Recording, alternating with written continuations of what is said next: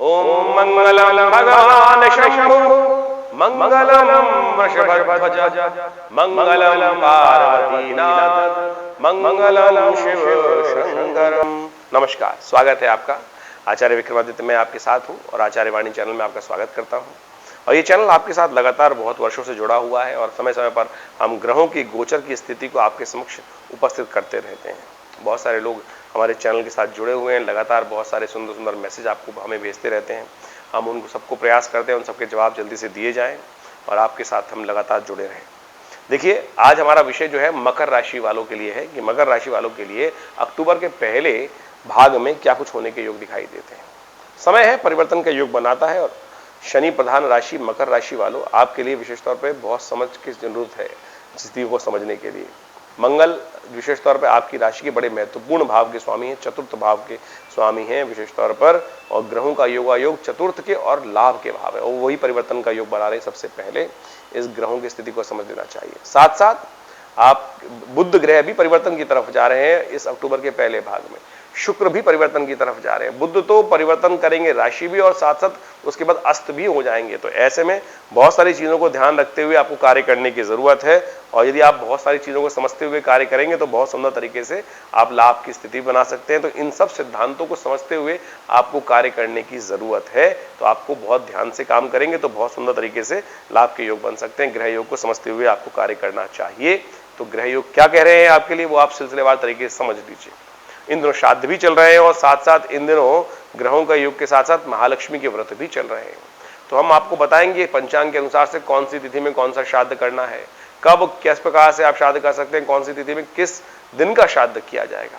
थोड़ी सी भ्रांति कई जगह उपस्थित है। हमने अपने ज्ञान के अनुसार से सत्य को समझते हुए, ज्ञान को समझते हुए, गणनाओं को समझते हुए आपके समक्ष जो शास्त्रोक्त सिद्धांत है वो उपस्थित करने का हम प्रयास कर रहे हैं। तो मकर राशि वालों के लिए सबसे पहले समझ लेना चाहिए कि 1 अक्टूबर को ग्रह क्या कह रहे हैं उनके लिए। देखिए, 1 अक्टूबर को पंचांग क्या कहता है वो भी समझ लीजिए। अश्विन का मास का कृष्ण पक्ष विद्यमान है और साथ साथ द्वितीया तिथि उस दिन विद्यमान रहेगी। मेष राशि में चंद्रमा चल रहे हैं, ग्रहों का योग परिवर्तन की तरफ जा रहा है। कन्या राशि में 1 अक्टूबर को ही बुध प्रवेश कर रहे हैं रात्रि में 8:35 पर। उस दिन सिंह राशि में शुक्र प्रवेश कर रहे हैं रात्रि में करीब करीब 12 बजे के आसपास। उस दिन सर्वार्थ सिद्ध योग भी विद्यमान है जो सुबह सूर्योदय से लेकर करीब करीब रात्रि में 7:27 तक विद्यमान रहेगा। तो यानी शुभ कार्य करने के लिए दिन अच्छा दिखाई देता है। साथ साथ तृतीया तिथि का श्राद्ध किया जाएगा। उदय तिथि द्वितीया है लेकिन 1 अक्टूबर को श्राद्ध जो है तृतीया का किया जाएगा। दिन का पलायन विशेष तौर पर तृतीया के दिन किसी भी तिथि में साल में हुआ है तब उन पितरों के निमित्त तर्पण इत्यादि विशेष तौर पर ब्राह्मण भोजन इत्यादि मध्याह्न काल में तृतीया के निमित्त करना सबसे शास्त्रोक्त दिखाई देता है, क्योंकि मध्याह्न काल में जो तिथि है वो तृतीया विद्यमान है और द्वितीया उदय तिथि में रहेगी और करीब करीब मध्याह्न से पहले पहले समाप्त हो जाएगी। तो द्वितीया का श्राद्ध एक दिन पहले कर चुके हैं, 30 तारीख को हो चुका है। तो अब विशेष तौर पर 1 तारीख को तृतीया का श्राद्ध करना शास्त्र प्रशस्त दिखाई देता है। ग्रहयोग क्या कह रहे हैं, देखिए ये परिवर्तन का हमने सब आपको बताया। ग्रहयोग आपके लिए विशेष तौर पर शुभ योग बना रहे हैं, लाभ के योग बना रहे हैं, लेकिन राहु और साथ साथ बृहस्पति का जो योग बना हुआ है ये ठीक नहीं है। ऐसे में आपके मन में द्वंद्वात्मक स्थिति उत्पन्न हो सकती है। लाभ और हानि के बीच में आप डगमगा सकते हैं। ध्यान रखते हुए कार्य करने की जरूरत है। ऐसे में कुछ उपाय विशेष तौर पर आपको करने का प्रयास करना चाहिए। ग्रह योग के अनुसार से आप विशेष तौर पर गेहूं इत्यादि का दान, चावल इत्यादि का दान, गौशाला में जाकर नमक का दान, ये सब कर आप ग्रहों को अनुकूल करने का प्रयास कर सकते हैं, उससे लाभ प्राप्त होगा। 2 अक्टूबर को ग्रह गणना विशेष तौर पर दिखा रही है सोमवार का अवसर तृतीया तिथि उदया तिथि के रूप में और विशेष तौर पर उस दिन चतुर्थी का श्राद्ध किया जाएगा। चतुर्थी क्षय भी हो गई है तो नए कार्य आरंभ करने के लिए दिन अच्छा नहीं दिखाई देता, क्योंकि चतुर्थी तिथि है, वृत्ता तिथि मानी जाती है। उसके बाद क्षय भी हो गई है तो क्षय तिथि भी हो गई है। तो इस बात का ध्यान रखें, सोमवार को विशेष तौर पर 2 अक्टूबर को नया कार्य आरंभ करने के लिए दिन शुभ नहीं है। इस बात का ध्यान रखते हुए आपको समस्त बातों का ध्यान रखते हुए कार्य करने की जरूरत है। ग्रह योग आपके लिए लाभ की सूचना देता दिखाई दे रहा है और ऐसे में कुछ नए कार्य आपके द्वारा संपादित होने के योग बन सकते हैं और कई क्षेत्रों में आगे बढ़ने के योग बनते हुए भी दिखाई दे रहे हैं। तो इन सबका ध्यान करते हुए, भगवान शिव का ध्यान करते हुए, साथ साथ भगवान शिव का अभिषेक करते हुए बेलपत्र उन्हें अर्पित करें। ये सब कर्म आपको और शुभता की तरफ ले जाएंगे। जो ग्रह अनुकूल नहीं है उनको भी ठीक करने का प्रयास करेंगे। 3 अक्टूबर को ग्रह गणना दिखा रही है कि मंगलवार का अवसर है। इस दिन महत्वपूर्ण ग्रह का परिवर्तन होने जा रहा है मंगलवार का अवसर, पंचमी तिथि उदया तिथि के रूप में विद्यमान है। चंद्रमा भी परिवर्तन की तरफ जा रहे हैं और साथ साथ तुला राशि में मंगल का प्रवेश हो रहा है जो अस्त अवस्था में है। यह आपके लिए बहुत महत्वपूर्ण है, इसका ध्यान रखते हुए आपको कार्य करने की जरूरत है। देखिए, मंगल का परिवर्तन जो अस्त अवस्था में हो रहा है, इसको आपको विशेष तौर पर समझना चाहिए। मंगल आपके बहुत महत्वपूर्ण ग्रह हैं, चतुर्थ सुख का भाव और साथ साथ अष्टम जो आपका एकादशवां भाव है वो भी लाभ का भाव है और वहां के स्वामी भी मंगल हैं। और ऐसे में मंगल दशम भाव में जा रहे हैं जो अस्त अवस्था में है। ऐसे में मंगल को शक्ति देने की जरूरत है। हमने एक वैसे अलग से वीडियो बनाया हुआ है जो पूरा आने वाले 4 महीने तक मंगल लगातार अस्त चल रहे हैं, उसके बारे में आपको बताएगा। ये बहुत महत्वपूर्ण है क्योंकि ऐसा बहुत कम होता है कि 4 महीने तक 4 राशियों में प्रवेश करते करते मंगल लगातार अस्त चले। कन्या, तुला, वृश्चिक, धनु तक जब तक जाएंगे तब तक मंगल अस्त रहेंगे, करीब करीब 17 जनवरी तक अस्त रहेंगे। तो इसका महत्वपूर्ण प्रभाव क्या होगा वो आप हमारे जो चैनल पर जाकर हमारे वीडियो को देख सकते हैं। जो कुंभ विशेष तौर पर मकर राशि वालों के लिए अलग से बनाया गया है मंगल का प्रभाव, क्योंकि बहुत वर्षों बाद ऐसा हो रहा है कि 4 महीने तक मंगल 4 राशि में प्रवेश करते करते अस्त चल रहे हैं, सूर्य के आसपास चल रहे हैं। तो ऐसे में ध्यान रखना चाहिए आपको, क्योंकि मंगल हिम्मत के मालिक हैं, तो उसका प्रभाव अच्छे समझकर आप उनके उपाय जो बताए गए हैं वो अवश्य करने का प्रयास करें। ऐसे में हनुमान चालीसा का पाठ करना आपके लिए सबसे श्रेष्ठ है। हनुमान जी को चोला चढ़ाना, क्योंकि वो हनुमान मंगल को शक्ति प्रदान करेगा। मंगल पुरुषार्थ का मालिक है। और साथ साथ इसी तिथि में यदि हम बात करें, हम 3 अक्टूबर को बुध भी अस्त होने जा रहे हैं और बुध आपके राशि के हिसाब से भाग्य में चले गए हैं। भाग्य में बहुत सुंदर तरीके से सूर्य के साथ बैठे हैं, भाग्य के स्वामी भी वो है, लेकिन वो अस्त हो गए हैं, तो अब उसको भी उपाय करने की जरूरत है। तो आप ध्यान रखें, हमने इन सब चीजों को देखते हुए लगातार बुध को ठीक रखने के लिए आपको क्या करना चाहिए, आपको श्री गणेश के मंदिर में जाकर हर रोज उन्हें पीले पुष्प अर्पित करना चाहिए। ओम गंगणाधिपतये नमः इस मंत्र का जप करना चाहिए। साथ में भगवान कृष्ण की पूजा भी कर सकते हैं, उनको माखन मिश्री का भोग नित्यपति लगाएं, उनके निमित्त विशेष तौर पर तुलसी दल उन्हें अर्पित करें। ये सब उपाय भी कर सकते हैं। और जो आज मंगल का परिवर्तन हुआ है, इसके लिए सबसे श्रेष्ठ है हनुमान जी का पूजन करना। हमने विवेकानंद योगाश्रम में सुंदर तरीके से कार्यक्रम रखा है, उसमें आप सम्मिलित हो सकते हैं। उसमें हमने मंगल ग्रह को शांति को ठीक करने के लिए, अशुभ प्रभाव को ठीक करने के लिए मंगल ग्रह शांति महायज्ञ रखा है, साथ साथ बड़ा भंडारा रखा है, सुंदरकांड का पाठ रखा है जो शाम को 6 बजे से आरंभ होगा और करीब करीब रात में 9:30 बजे तक चलेगा। आप सब उसमें सम्मिलित हो सकते हैं और लाभ ले सकते हैं, क्योंकि मंगल का प्रभाव आने वाले समय में कई प्रकार से दिखाई देगा, तो उसका ठीक ठाक उपाय करने की जरूरत दिखाई देती है। सर्वार्थ सिद्ध योग विद्यमान है जो सुबह सूर्योदय से लेकर शाम को 6:03 तक रहेगा, तो नए कार्य आरंभ करने के लिए दिन अच्छा रहेगा। 4 तारीख की बात कर लेते हैं। 4 अक्टूबर को बुधवार का अवसर है, षष्ठी तिथि विद्यमान है और षष्ठी का श्राद्ध ही उस दिन करने का शास्त्र में नियम बताया जाता है। ग्रह योग आपके अनुकूल बने हुए हैं, बुद्धि में नए विचार आएंगे, नए विशेष तौर पर कई रास्ते प्राप्त दिखाई देंगे आपको, और एक बार ही सुंदर योग बन रहा है। इस ग्रह योग को देखते हुए कई लोग क्या होता है, हम काम करते हैं, बहुत सारे लोग ईर्ष्या करते हैं। आज का ग्रह योग खास है कि जो लोग ईर्ष्या आपसे करेंगे उनका ही नुकसान होगा। आपको अपने कार्यों में मस्त रहने की जरूरत, चिंता ना करें, आप अपने मस्त रहते हुए कार्य को आगे बढ़ाने का प्रयास कीजिए। आपके लिए सुंदर योग बना हुआ है। बुधवार का अवसर, बुध चल रहे हैं अस्त, तो ऐसे में साबुत मूंग की दाल, जो मूंग का होता है मूंग, उसको दान करने का प्रयास करें। भिगोकर गौशाला में गाय को दे दीजिए, सबसे श्रेष्ठ उपाय है। ये आपके लिए बड़ा अनुकूल रहेगा, इसको कर सकते हैं आप।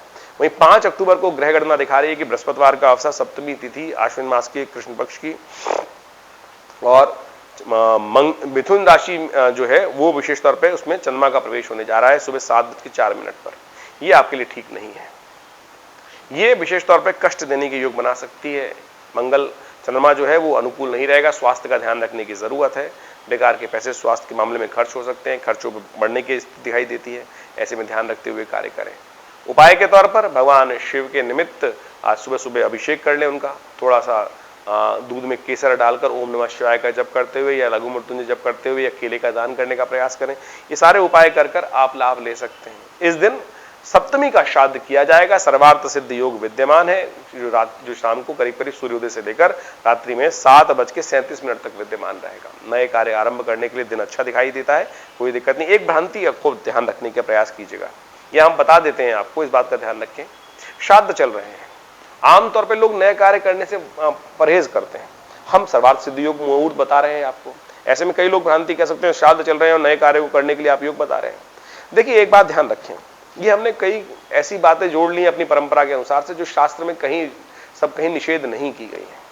श्राद्ध, अपने घर में आप कोई नया कार्य करते हैं तो आपके माँ बाप प्रसन्न होते हैं ना, बस खुश होते हैं, आपको आशीर्वाद देते हैं, उनको प्रसन्नता प्राप्त होती है। श्राद्धों में केवल लोगों ने यह सोच लिया कि नया वस्त्र ना खरीदो, नई गाड़ी मत खरीदो और नया कार्य ना करो। जबकि श्राद्ध में एक बात ध्यान रखें, श्राद्ध में कार्य किया गया है, श्राद्ध में तर्पण इत्यादि करें, श्राद्ध करें, पितृ उससे तृप्त होंगे। लेकिन आपकी उन्नति से पितृ त्रस्त कब हो सकते हैं? कारण क्या कहा गया कि पितरों का इस विशेष तौर पर मृत्यु लोक में आगमन होता है। ऐसे में हमें उनके प्रवृत्ति, अगर हम बहुत ज्यादा भोग विलास में हो जाएंगे, लिप्त हो जाएंगे, तो उनके निमित्त हमारा जो दायित्व भूल जाएंगे।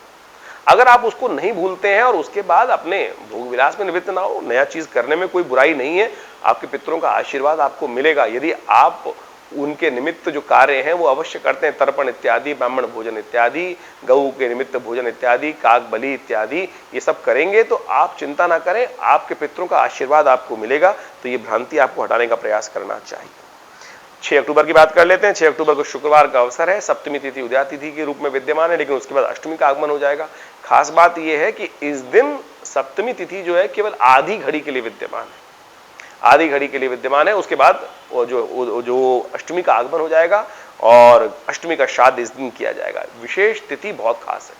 क्यों? क्योंकि महालक्ष्मी के व्रत समाप्त हो रहे हैं। पिछले 16 दिनों से लगातार अनुष्ठान के अनुसार से मां भगवती को प्रसन्न करने के लिए जो ऋषि भृगु के द्वारा बनाए गए मंत्र है, वो हमारे आश्रम पे तो विशेष यज्ञ चल ही रहा है उसका, और हमने सुंदर व्यवस्था भी करी। जिन लोगों ने हमारे यहाँ अपने आरक्षित कराया स्थान और उनके निमित्त सुंदर तरीके से वैदिक विधि के अनुसार से महालक्ष्मी के यंत्रों को सिद्ध करके उनके लिए किया गया। बहुत जल्दी उनको भेज भी दी जाएंगे।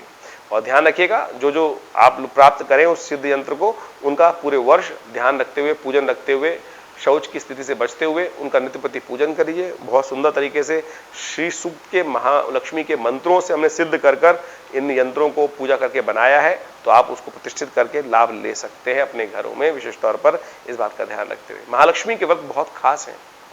कहा जाता है महर्षि भृगु जब भगवान विष्णु के दरबार में पहुंचे थे, भगवान विष्णु के लोक में पहुंचे थे, भगवान विष्णु शेष शैया पर विश्राम करते रहे, उठे नहीं, तो भृगु थोड़े से रुष्ट हुए, बोले भक्त आया और भगवान जागे नहीं, भगवान तो हमेशा जागे रहते हैं। तो उन्होंने अपने पैर से भगवान विष्णु की छाती पर आघात किया। कहा जाता है कि इससे भगवान विष्णु तत्काल उठे और भृगु के पैर को उन्होंने पकड़ा, लेकिन महालक्ष्मी रुष्ट हो गई कि आपने भगवान विष्णु पर पैर रखा। तो उस दिन से भृगु को उन्होंने श्राप दिया कि आज हम आप परित्याग करते हैं कि आपके पास कभी नहीं आएंगे, हमारे सुख से आप वंचित रहेंगे। तो उन्होंने, कहा जाता है कि महाराज भृगु ने, महर्षि भृगु ने वहां उन 16 मंत्रों का सृजन किया और मां भगवती को प्रसन्न किया और कहा, उसका आशीर्वाद ये हुआ कि भृगु को आशीर्वाद मिला मां भगवती से कि जो भी इन मंत्रों का स्तवन करेगा, और इन 16 मंत्रों के बारे में बताया गया है, तो इन महालक्ष्मी के व्रतों में उन्हीं 16 मंत्रों का अनुष्ठान शास्त्र के अनुसार से किया जाता है इन 16 दिनों तक। और जो उन मंत्रों से यज्ञ कर जप कर पूजन करते हैं, महालक्ष्मी उन पर कृपा करती हैं अवश्य। तो हमने सुंदर व्यवस्था करी है, आप इसका लाभ ले सकते हैं। गृह गणना विशेष तौर पर आपके लिए ध्यान रखने वाली है। स्वास्थ्य का ध्यान रखिएगा। देखिए मौसम परिवर्तन की तरफ जा रहा है, ऐसे में स्वास्थ्य का ध्यान रखने की आपको परम आवश्यकता है।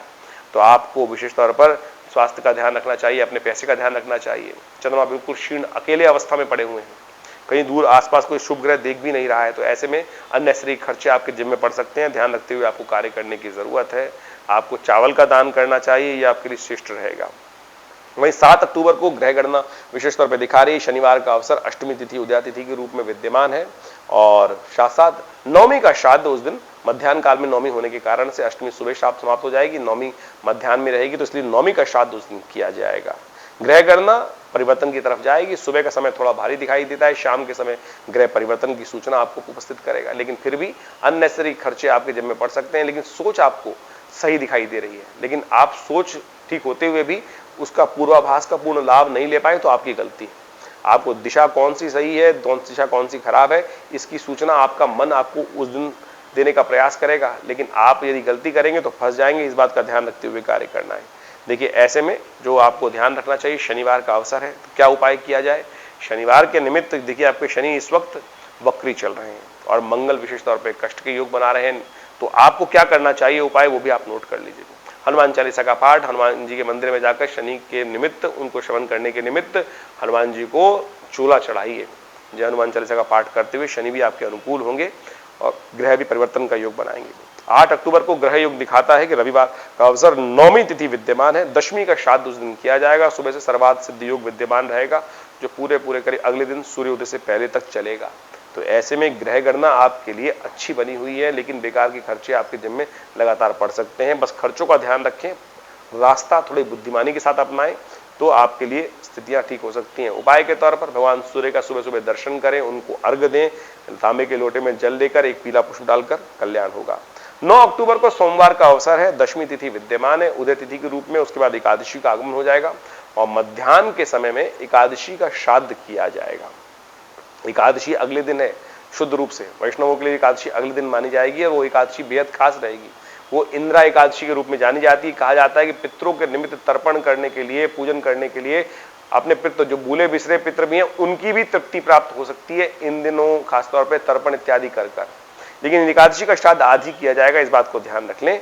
और इस दिन भद्रा विद्यमान है, नए कार्य आरंभ करने के लिए दिन अच्छा नहीं है। दोपहर के बाद ही नए कार्य, नए प्रोजेक्ट्स में हाथ डालें, अन्यथा कष्ट में फंस सकते हैं। इस बात का ध्यान रखते हुए कार्य करना चाहिए। ग्रह योग परिवर्तन के योग बना रहे हैं, ऐसे में ये परिवर्तन आपके लिए थोड़ा भारी पड़ सकता है। ध्यान रखते हुए कोई भी कॉन्ट्रैक्ट नया कोई बनाते हुए ध्यान रखे हुए कि कहीं आपको कोई फंसाने का प्रयास ना करे, बंधन में डालने का प्रयास ना करे, अपनी मीठी मीठी बातों में आपको ना फंसाए, इस बात का ध्यान रखें। नहीं तो आप अपनी सज्जनता के कारण से परेशान हो सकते हैं। इस बात का ध्यान रखते हुए आपको कार्य करना है। 10 अक्टूबर को ग्रह गणना दिखा रही है कि मंगलवार का अवसर, एकादशी तिथि, इस दिन श्राद्ध नहीं होगा। द्वादशी का श्राद्ध अगले दिन किया जाएगा, एकादशी का श्राद्ध एक दिन पहले कर चुके हैं। लेकिन इंद्रा एकादशी है तो इस दिन विशेष तौर पर पितरों के निमित्त दान पुण्य यथाउचित भाव से करने का प्रयास करना चाहिए। कहा जाता है कि जो कथा है विशेष तौर पर युधिष्ठिर के प्रश्नों का जवाब देते हुए भगवान कृष्ण ने बड़ा सुंदर तरीके से इसका निराकरण बताया है कि इस तिथि के दिन कहा जाता है कि व्रत इत्यादि कर भगवान का पूजन जो करते हैं, गदाधर भगवान विष्णु का पूजन कर गरीबों को जो दान करते हैं, विशेष तौर पर अन्न का दान करते हैं। कहा जाता है कि उनके और साथ साथ पितरों के निमित्त तर्पण इत्यादि करते हैं, तीर्थ में जाकर विशेष तौर पर दान पुण्य इत्यादि करते हैं। कहा जाता है उनके समस्त प्रकार के पितृ ऋण से निवृत्ति के सुंदर योग बनते हैं। एकादशी आश्विन मास के कृष्ण पक्ष की एकादशी के दिन ये सुंदर तिथि बनती है, तो इस दिन अवश्य ये कर्म करना चाहिए। इससे समस्त प्रकार, कई बार हम भूल भी जाते हैं, तर्पण नहीं कर पा रहे हैं, कार्य नहीं कर पा रहे हैं, अपने पितरों के में दायित्व नहीं निभा पा रहे हैं, तो उन सबके निवृत्ति के लिए बहुत सुंदर तिथि शास्त्र के अनुसार से बताई जाती है। तो अवश्य आपने किसी भी तीर्थ पे जाकर, गया इत्यादि में जाकर इस दिन विशेष तौर पर पूजन इत्यादि कर आप लाभ ले सकते हैं। हमने भी विवेकानंद योगाश्रम में विशेष तौर पर इन श्राद्धों में सुंदर व्यवस्था रखी है कि जो लोग अपने घर में किसी न किसी कारण से श्राद्ध नहीं कर पा रहे हैं उनके लिए आश्रम पर सुंदर व्यवस्था है। उसमें तर्पण की व्यवस्था है, पितृ निमित्त गायत्री यज्ञ की व्यवस्था है, साथ साथ ब्राह्मण भोजन की व्यवस्था है। जो इसका लाभ लेना चाहते हैं, फोन नंबर स्क्रीन पर चल रहे हैं, आप उसमें अपना स्थान आरक्षित करके लाभ ले सकते हैं। हमारा आश्रम दिल्ली में विवेकानंद योगाश्रम है। दिल्ली में बहुत बड़ा संस्थान है, पिछले करीब 50-70 सालों से कार्य कर रहा है। 1960 के दशक से ये आश्रम बना हुआ है। हमारे पिता आचार्य श्री केशव देव जी महाराज के सानिध्य में ये आश्रम स्टैब्लिश हुआ और यहाँ बहुत सारे समाज की सेवा के कार्य किए जाते हैं, बहुत सारे सेवा भाव रखे जाते हैं। बहुत बड़ी गौशाला है आश्रम के अंतर्गत, बहुत भंडारे चलते हैं। रविवार को बहुत विशाल भंडारा होता है, मंगलवार के दिन सुंदरकांड का सुंदर पाठ होता है। नित्यपति हर रोज करीब 8 घंटे यज्ञ रहता है आश्रम पर। आप भी हर रविवार को उस यज्ञ में भाग ले सकते हैं। इसके अलावा माँ भगवती की दिव्य प्रतिमा है जो 1947 में मुल्तान से हमारे आश्रम पे पधारी, वो प्रतिष्ठित हैं। बहुत चमत्कारी 400 साल पुरानी प्रतिमा है, भगवती की चमत्कारी प्रतिमा है और उनका दर्शन कर लेने मात्र से समस्त कष्ट दूर होते हैं। और दिल्ली में ये विवेकानंद हॉस्पिटल योगाश्रम 100 बेड का योग प्राकृतिक चिकित्सा का हॉस्पिटल है जो कार्य क्षेत्र में है। भारत सरकार के साथ मिलकर कार्य करते हैं हम लोग और बहुत सारे शोध कार्य करीब 100 पुस्तक के आश्रम की तरफ से प्रकाशित हैं जो भारतीय पराविद्याओं पर है। तो ये बहुत सारे कार्य हैं, हम समय समय पर करते रहते हैं। आप भी विवेकानंद योगाश्रम से जुड़े, समस्त जानकारी के लिए नीचे फ़ोन नंबर दिए हुए हैं, उनसे संपर्क साध सकते हैं। धन्यवाद, नमस्कार।